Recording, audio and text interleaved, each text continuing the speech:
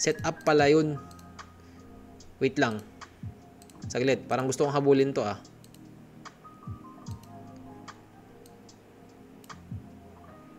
Ayokong habulin to guys. Ayokong habulin to.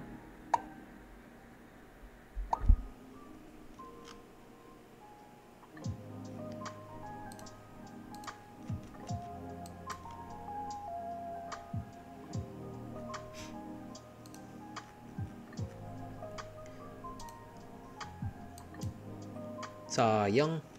Sarap sana nun, no?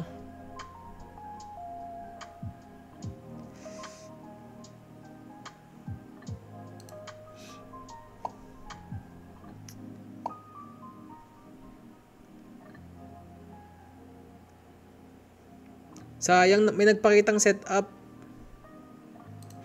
May nagpakitang setup.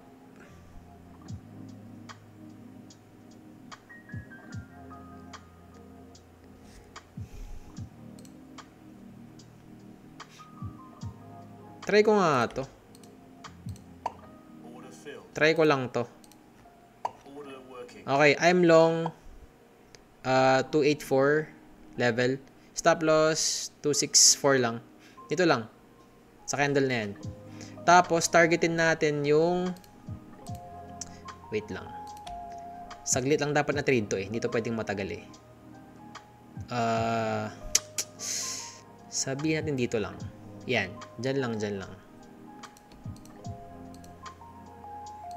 Yan. Dyan lang.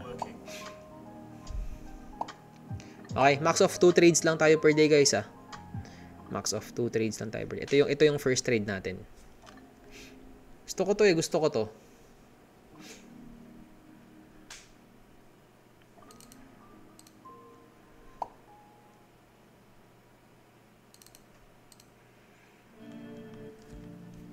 Tapos, ang gusto kong makita, 10:45 candle. Dediretso siya dito, sa TP ko.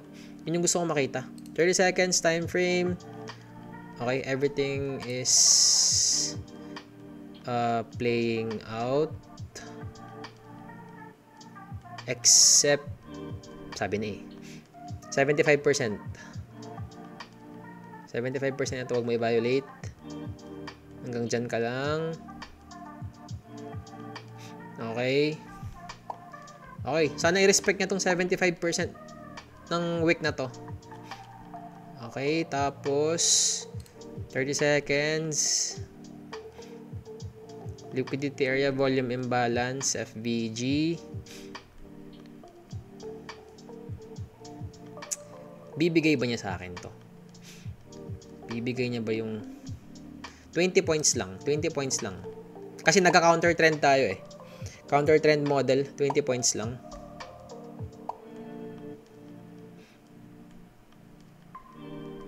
Respected pa rin naman yung mean threshold nito so far. Yan. Respected pa rin. Okay. 20 points lang bigay mo sa akin. Parang gusto ko mag 10 points lang eh. Masyado yatang delikado yung 20 points.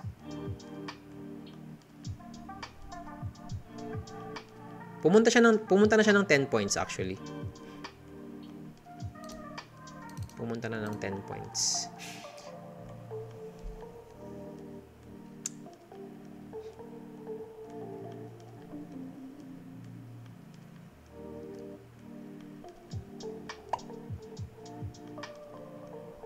Pag green, bawal.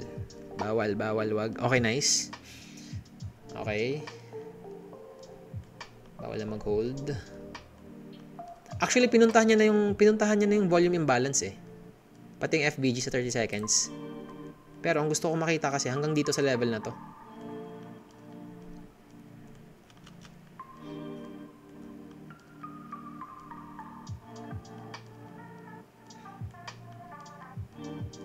Dapat nag 10 points lang ako eh. 10 points lang dapat yun. 10 points lang dapat yun. Kasi, wait lang.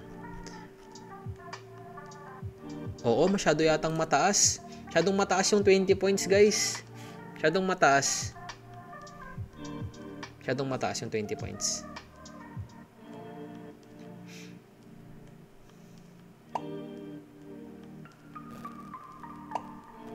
Delikado na tong trade na to, promise.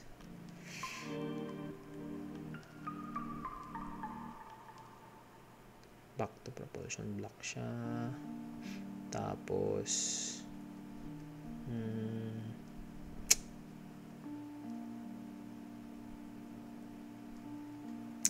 pero nire-respect pa rin naman niya yung mean threshold.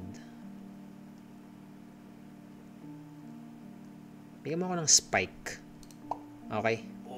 Out na tayo, guys. Out na tayo. Ayoko yung ganitong movement. 10:30 movement. Ayoko. Iba. Memorize ko ang ginagawa ng market. Ayoko ng ganito. Okay? So, that was a win. That was a win trade. 430 USD. 10 points. Tama ba? 10 points. Oo, 10 points lang. 2 contracts. 430 USD. Bang. Okay, bang. Ayoko munang sabihin tapos ang Wednesday kasi may hinahanap pa talaga ako isang trade. Hindi pa nangyayari yung move na gusto ko eh. Meron pa akong hinihintay talaga. Okay. Trade breakdown tayo habang naghahanap ng trade natin. 50 points. Ayoko mag 50 points. Masyadong mataas yung 50 points. Feeling ko sniper kill to.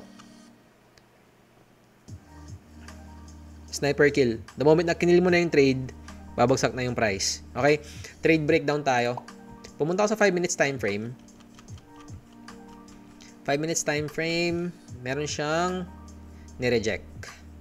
And ang nireject niya kasi, New York session. New York AM session. Tama no? 9:30 PM, tama. Okay. Nireject niya yan. Tapos,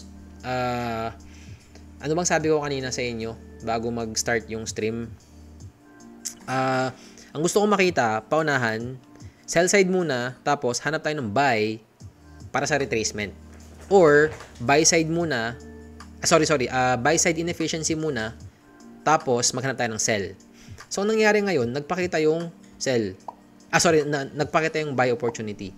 Pero ang gusto ko talaga kunin yung sell opportunity. Tapos, nakita ko, rejected siya dito. Pumunta ako sa 1 minute time frame. Meron tayong BPR. Okay. BPR. Legit na BPR. Yan. Meron tayong BPR dito. Balance Price Range. BIR pala. Meron tayong BIR dito. Sabi ni Genji Trades, BIR daw to. Ito yung part na kinukuhanan tayo ng tax. Text dito. Okay, legit na BPR. Ngayon BIR. Tapos nirespect niya yung BPR. Okay? Wait nga. BIR. Ito naman kasi Genji Trades eh. Ano nung sinasabi eh. Okay. Tapos nirespect niya yung BPR. Dapat dito ako nag-enter kanina. Hindi ko lang kasi nakita agad kasi nagsasalita ako eh. May dinidiscuss kasi ako. Pero kung dito ako nag-enter kanina, yung TP ko is nakompleto yata yung 20 points. Yes, nakompleto yung 20 points. Yun yung base hit ko kasi. Nakompleto. Pero anyway, hinabol ko dito kasi nakita ko, nire-respect niya yung mean threshold neto. Itong order block na to. Respected yung mean threshold niya. Tapos, sabi ko sarili ko, 10 points lang. Kasi, meron tayong volume imbalance dito tapos 30 seconds FVG. Baka mag-bounce doon yung price. Tapos, ang bagal ng movement niya. Ayoko yung ganito, yung price galing sa BPR, tapos ganito kabagal yung movement. Ayoko ng ganito. Delikado to pag ganito. Okay, inote nyo yan.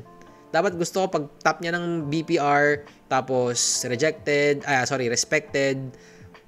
mabilis ang price movement pataas.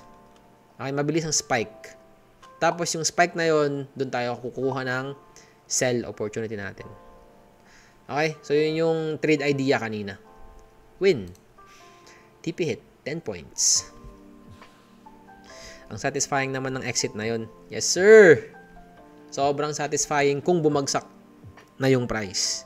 Okay? So, panoorin natin guys kung may hit yung SL ko. Dito yung SL ko kanina eh. Yan. Tignan natin. Noted po from BIR.